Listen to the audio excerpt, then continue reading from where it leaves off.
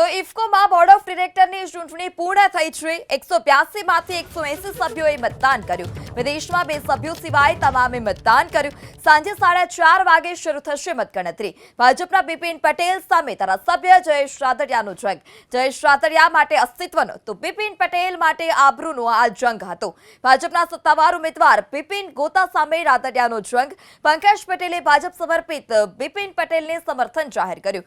Saurashtra lobby Jayesh રાદડિયાના ટેકામાં હોવાનું સૂત્રનો દાવો। આજે ડિરેક્ટર તો આવતીકાલે ચેરમેન અને વાઇસ ચેરમેનની ચૂંટણી। તો ભાજપના બિપિન પટેલ સામે ધારાસભ્ય જયેશ રાદડિયાનો સીધો જંગ। જયેશ રાદડિયા માટે અસ્તિત્વની તો બિપિન પટેલ માટે આ આબરૂનો જંગ હતો। ખરાખરીનો જંગ જોવા મળ્યો। 182 માંથી 180 સભ્યોએ મતદાન કર્યું છે। સહકારી ક્ષેત્રની સૌથી મોટી સંસ્થા એટલે કે ઇફકોમાં ડિરેક્ટર માટેની જે ચૂંટણી આજે યોજાવાની હતી, જે ચૂંટણી પૂર્ણ થઈ છે અને સાંજે 4:30 વાગે આ મતગણતરી શરૂ થશે। આજે ડિરેક્ટરની ચૂંટણી યોજાય તો આવતીકાલે ચેરમેન અને વાઇસ ચેરમેનની ચૂંટણી યોજાવાની છે। તો સૌરાષ્ટ્ર લોબી જયેશ રાદડિયાના ટેકામાં હોવાનો સૂત્રનો દાવો છે।